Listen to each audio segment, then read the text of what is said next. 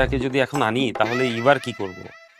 হেতিও থাকবো, রোকেও থাকবো, ইভাও থাকবো ভাইয়া। আর রোকেরও লাগবে আর ইভারও লাগবে ভাইয়া। প্লিজ প্লিজ আমি এটা আপনার কাছে একটা রিকোয়েস্ট করলাম। ব্যাচেলর পয়েন্ট সিজন 5কে কেন্দ্র করে নতুন ইউটিউব চ্যানেল খুলে বিশাল মাইলফলক অর্জন করেছে বোম ফিল্মস। সেই চ্যানেলে এ পর্যন্ত মোট 4টা প্রিপারেশন ভিডিও আপলোড করা হয়েছে।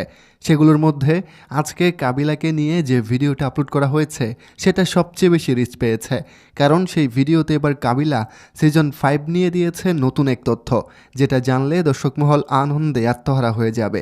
চলুন দেখে আসি সিজন 5 নিয়ে কি চমক দিচ্ছে কাবিলা। ততক্ষণে চ্যানেলটা সাবস্ক্রাইব করে ফেলুন। আর এবার তো এখানে বাজেটও বেশি, পেমেন্ট এখানে নাইলে আপনি বেশি যাবে, সমস্যা কি? দেন না ভাইয়া প্লিজ। দুইজন ভাইয়া দুগা লাগবে ভাইয়া, প্লিজ দেন না ভাই।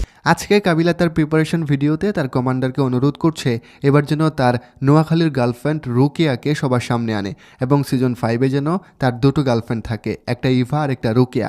পরিচালক না চাইলেও কাবিলা বলছে তার গার্লফ্রেন্ড লাগবেই। সে খুব মিনতি করছে যেন তার দুটো গার্লফ্রেন্ড সবার সামনেই থাকে।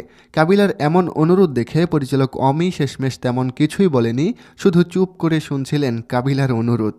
যদি এবার সিজন 5-এ কাবিলার দুটো গার্লফ্রেন্ড থাকে তবে সিজন 5 জমে যাবে, কারণ একসাথে রুকিয়া এবং ইভাকে দর্শক সামনে দেখলে একদম চমকে যাবে।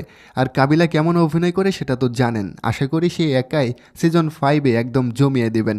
প্রিয় দর্শক, কি মনে হয় সিজন 5-এ এবার কি রুকিয়া এবং ইভা দুজনই থাকছেন? এবার যদি থাকে তবে কেমন হবে এই এপিসোড?